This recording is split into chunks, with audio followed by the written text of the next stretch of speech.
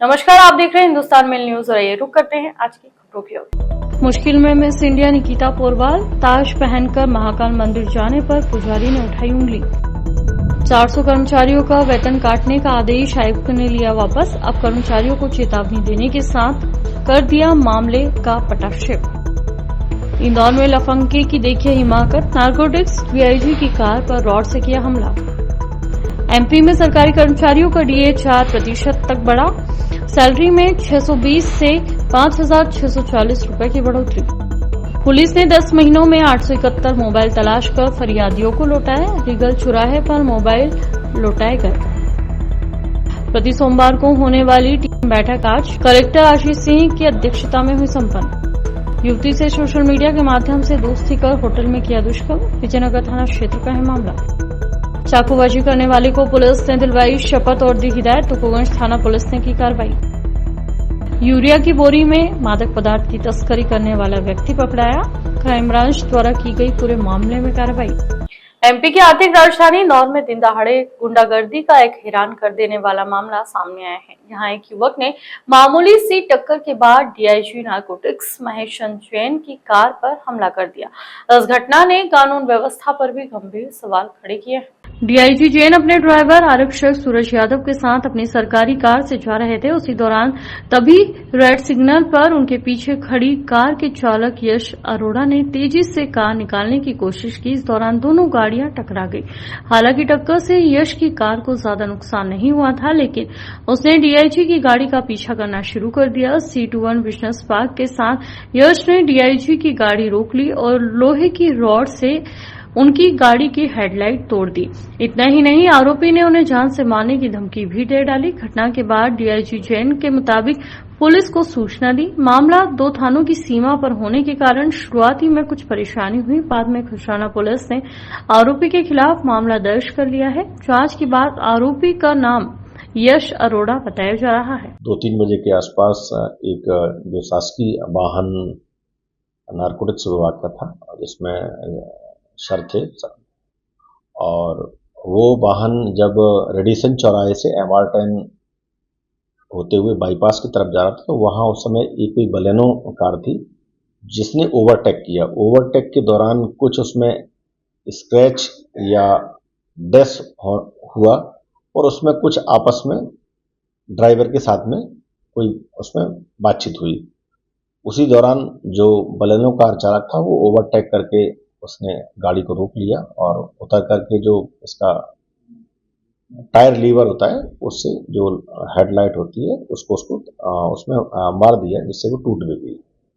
Police ने इस पूरे मामले में एक अपराध पंजीबद्ध किया है 279 और अन्य धाराओं में, और जो वाहन चालक है उसको पहचान किया गया है और साथ में जो वाहन चालक यश जो है वो वाहन बलेनो कार, और उसमें एक और उसका साथी भी उस दौरान बैठा हुआ था जो उसके साथ में प्रतीक, उनको इस मामले में आरोपी बनाया गया है और जो दोनों आरोपी गिरफ्तार किए जा चुके हैं और गाड़ी भी इसमें जब्त की जा चुकी है और जो इस केस का इन्वेस्टिगेशन किया जा रहा है। मध्य प्रदेश सरकार ने सरकारी कर्मचारी अधिकारियों का 4% डीए बढ़ा दिया है। इसका फायदा 7.5 लाख कर्मचारियों को मिलेगा। यह फैसला जनवरी 2024 से लागू होगा। अब प्रदेश के कर्मचारियों का डीए 40% से बढ़ाकर 50% तक हो गया है।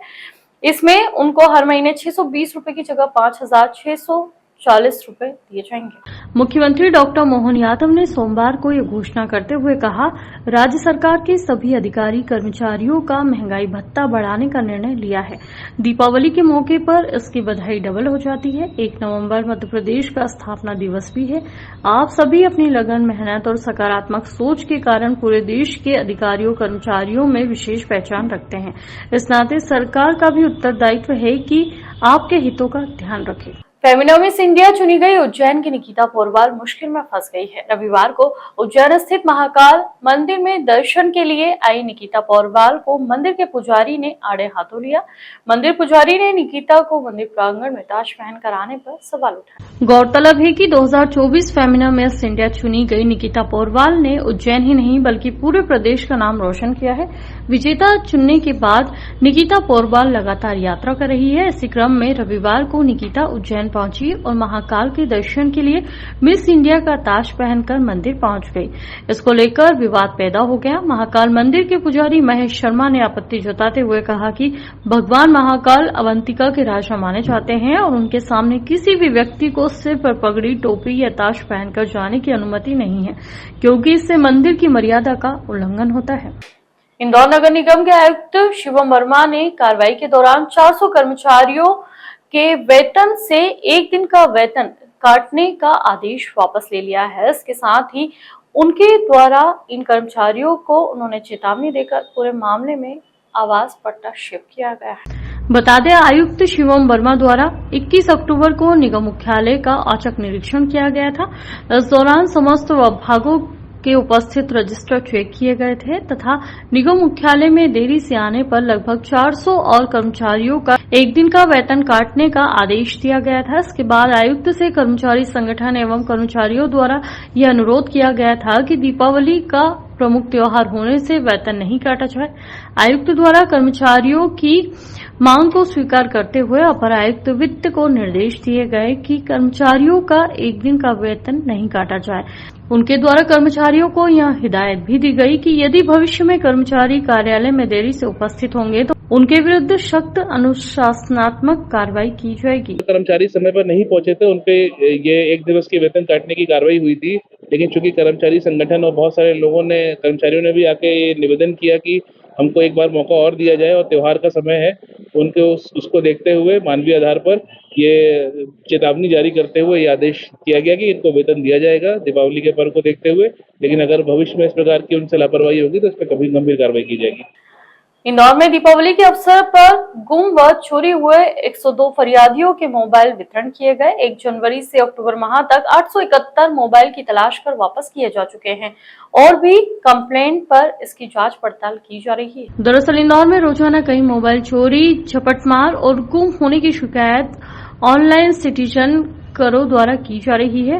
इसी के तहत पुलिस द्वारा भी इन शिकायतों के आधार पर इन मोबाइल की तलाश करने के बाद फरियादियों तक पहुंचाने का प्रयास किया जा रहा है, लेकिन कुछ फरियादियों का कहना है कि उनका मोबाइल चोरी हुआ था और उनसे कोई छीन ले गया था। इस तरह की शिकायतों में भी केवल सिटीजन क्रॉप पर ही की जा रही है, जहां से उन्हें मोबाइल पुलिस के माध्यम से उपलब्ध कराया जा रहा है। पुलिस का कहना है कि आज दीपावली से पहले कल 102 फरियादियों को मोबाइल वितरण किए गए थे, तो वहीं जनवरी से लेकर अक्टूबर माह तक 871 मोबाइल फरियादियों को लौटाए जा चुके हैं और अभी भी जो शिकायतें प्राप्त हो रही है उनकी भी जांच पड़ताल कर उनके मोबाइल की तलाशी की जा रही है। और इसमें लगातार ही 15 दिन, 20 दिन या 1 महीने में जैसे भी रिकवर होते हैं, हम तुरंत ही कोशिश करते हैं कि जो बेचारे विक्टिम हैं, जिनके मोबाइल चोरी जो मोबाइल खो गए हैं, जो लॉस्ट आर्टिकल में चले गए, जिन्होंने सिटीजन को कंप्लेंट कराई है, उनको मोबाइल प्रोवाइड कराया जाए। अभी 15 डेज बैक भी अभी 64 मोबाइल्स का डिस्ट्रीब्यूट किया था और अभी आज 102 मोबाइल डिस्ट्रीब्यूट किए गए। कुल मिलाकर 871 मोबाइल अभी तक डिस्ट्रीब्यूट किए जा चुके हैं। आज 102 मोबाइल डिस्ट्रीब्यूट किए गए, जिसकी कीमत लगभग 25 लाख रुपए है। इसको महाराष्ट्र, गुजरात, छत्तीसगढ़ और राजस्थान आदि स्टेट से भी बरामद किया गया है। इसमें कुछ मोबाइल की ऐसी घटना आई है जिसमें कुछ मोबाइल इनसे खींचे गए, लेकिन उनकी तरह लॉस्ट आर्टिकल के रूप में सिटीजन को ऊपर कंप्लेंट कर दिया, तो उसमें गैंग को भी आइडेंटिफाइड कर रहे हैं। अभी आपने देखा को छत्रीपुरा में भी एक मोबाइल चोर को पकड़ा था, जिसके पास छत्रीपुरा का एक मोबाइल मिला ही था, उसके अलावा 8 मोबाइल और मिले थे। तो वो भी इस सिटीजन कॉप के माध्यम से ही जो की जाती है घटना है उस पर आइडेंटिफाइड किया गया था। तो इस पर इनमें लगभग सभी प्रकार की कंपनियों के, जिसमें कि चाहे वो आईफोन हो, सैमसंग हो और वीवो, ओप्पो, ये सभी प्रकार के मोबाइल इसमें मिले हैं, जो मिले हैं। और सभी को आज के दिन इनको सभी को कंट्रोल रूम में, रीगल सराय में इन सभी को डिस्ट्रीब्यूट किया जा रहा है। कलेक्टर आशीष सिंह ने बैठक के दौरान सभी विभाग अधिकारियों से चर्चा की और कहा कि सीए हेल्पलाइन की जो भी शिकायत हो उन पर तत्काल प्रभाव से निराकरण किया जाए। बैठक में अपर कलेक्टर, एसडीएम, तहसीलदार और सभी विभाग के अधिकारी मौजूद रहे। बैठक के दौरान सभी विभागों को लेकर कलेक्टर आशीष सिंह ने अधिकारियों से चर्चा की। कलेक्टर आशीष सिंह ने मीडिया से चर्चा के दौरान बताया कि इसमें सभी विभाग के अधिकारी उपस्थित थे और सभी को निर्देश दिए गए कि जो भी विभाग के काम हैं, समस्याएं हैं और जो भी शिकायतें हैं, उन्हें जल्द से जल्द उनका निराकरण किया जाए। कलेक्टर आशीष सिंह ने बताया कि इंदौर जिला शिक्षण अधिकारी का 1 माह का वेतन काटने का निर्देश दिया गया है। बैठक में सभी अधिकारियों व कलेक्टर आशीष सिंह ने चर्चा की। उसमें हम लोगों ने रखा है कि 50 दिवस से अधिक की जितनी शिकायतें लंबित है उन सभी शिकायतकर्ताओं को एक निश्चित समय पर जो विभाग अध्यक्ष हैं वो बुलाएं और बुलाकर उनसे चर्चा करें और अगर कोई निराकरण निकलता है तो तत्काल उस समस्या का निराकरण किया जाए जिससे कि हमारी सीएम हेल्पलाइन में जो है वो कमी आए और जनता की समस्याओं का अच्छे तरीके से निवारण सुनिश्चित हो। इसके अलावा अन्य जो अंतर्विभागीय मुद्दे थे वो भी चर्चा में लिए गए हैं। अभी जो खजराना गणेश मंदिर और रंजीत हनुमान मंदिर के विकास कार्यों से संबंधित एक प्लान हमने बनाया था स्मार्ट सिटी के द्वारा, उस पर भी काम किया जा रहा है और उसको प्लान को फाइनल करके टेंडर की स्टेज पे पहुंचने हेतु उनको निर्देशित किया गया है। बैठक में सभी अधिकारियों से कलेक्टर आशीष सिंह ने चर्चा की। इंदौर के विजयनगर थाना पर पीड़ित युवती की शिकायत पर पुलिस ने युवक के खिलाफ मामला दर्ज किया है। बताया गया कि महिला की दोस्ती इंस्टाग्राम के माध्यम से युवक से हुई थी और इस दौरान युवक ने उसे होटल में ले जाकर उसके साथ दुष्कर्म की घटना को अंजाम दिया। पूरे मामले में जानकारी देते हुए एडिशनल डीसीपी अमरेंद्र सिंह के मुताबिक विजयनगर क्षेत्र में एक होटल में युवती के साथ दुष्कर्म का मामला सामने आया है, जिसकी शिकायत दर्ज की है कि युवक से उसकी पहचान इंस्टाग्राम के माध्यम से हुई थी और कई बार उनका मिलना जुलना भी हुआ। इस दौरान युवक ने उससे शादी का झांसा दिया और एक होटल में ले जाकर उसके साथ दुष्कर्म भी किया। जब महिला ने उससे शादी का बोला तो वह उसे धमकाने लगा और उसे जान से मारने की धमकी भी दी। परेशान होकर महिला ने थाने पहुंचकर युवक के खिलाफ दुष्कर्म सहित विभिन्न धाराओं में मामला दर्ज करा है। पुलिस ने मामला दर्ज कर जांच शुरू की है, वहीं युवक की भी तलाश जारी है। थाना विजयनगर के अंतर्गत एक पीड़िता है जो मतलब बाहर थाना दीघा थाना क्षेत्र की रहने वाली है। उसने एक रिपोर्ट दर्ज कराई है कि उसका कोई साथी था जिसकी पहचान इंस्टाग्राम के माध्यम से हुई थी और वो फिर बाद में उसने शादी आदि का इसका आपस में झांसा देते हुए एक होटल वहाँ पे ब्लू ओशियन है उसमें उसके साथ में मतलब गलत काम किया है। तो इस रिपोर्ट के आधार पर एक एफआईआर पुलिस ने दर्ज की है और आरोपी की तलाश की जा रही है। इंदौर में त्योहारों को लेकर पुलिस द्वारा पुराने आदतन बदमाशों को चिन्हित कर शपथ दिलाते हुए नजर आ रही है ताकि दीपावली सहित आने वाले समय में सभी त्योहार बड़ी ही सौहार्द और एकता के साथ संपन्न हो सके। इंदौर में पुलिस द्वारा चाकूबाजी की वारदात करने वाले अपराधियों को चिन्हित कर थाने में हाजिरी लगवाई गई। इस दौरान तुकोगंज थाना प्रभारी जितेंद्र यादव के मुताबिक क्षेत्र में जो चाकूबाजी की वारदातें करने वाले थे उन्हें थाने पर बुलवाया गया था और उन्हें त्योहार शांतिपूर्वक रूप से मनाने की हिदायत भी दी गई ताकि क्षेत्र में किसी तरह की आपराधिक घटनाक्रम नहीं हो सके। बता दें पिछले दिनों पुलिस के वरिष्ठ अधिकारियों द्वारा मोहल्ले आधार पर पुलिसकर्मियों की जिम्मेदारी सौंपी गई थी और आदतन और चिन्हित आपराधिक घटनाएं करने वाले बदमाशों को थाने पर बुलाकर शपथ दिलवाई गई और आपराधिक घटनाओं से दूर रहने की भी हिदायत दी गई। जो पुराने चाकूबाजी के अपराधों में लिप्त रहे हैं, जिन्होंने चाकूबाजी का अपराध किया है, जिनके ऊपर चाकूबाज के अपराध कायम है, उनके साथ उनको सभी को एकत्रित किया गया और उनको ये समझाइश दी गई कि एक तो इस अपराध की बुराई बताई गई कि ये अपराध गलत है, भाई इस तरह के अपराध आपको नहीं करना है। क्योंकि इनके आपस में भी पुराने झगड़े रहे हैं तो इनसे ये बताया गया अगर आपको कोई तकलीफ है बात है तो पुलिस की सहायता लीजिए, पुलिस आपकी जो समस्या हैं उनको हल करने का प्रयास करेगी। अगर आपने पुनः अपराध किया तो आपके ऊपर कठोर दंडात्मक कार्रवाई करवाने के लिए पुलिस प्रकरण कायम करेगी और आपके विरुद्ध कायमी भी करेगी। और चूंकि एक शपथ का महत्व ये होता है कि आदमी के जहन में बैठ जाती है वो वाली बात, इस कारण से उनको शपथ भी दिलाई गई है कि हम इस तरह के अपराध नहीं करेंगे। इंदौर शहर के विभिन्न क्षेत्रों में अवैध रूप से मादक पदार्थ बेचा जा रहा है और इसी के तहत पुलिस द्वारा भी मादक पदार्थ की धरपकड़ के लिए अभियान चला रही है।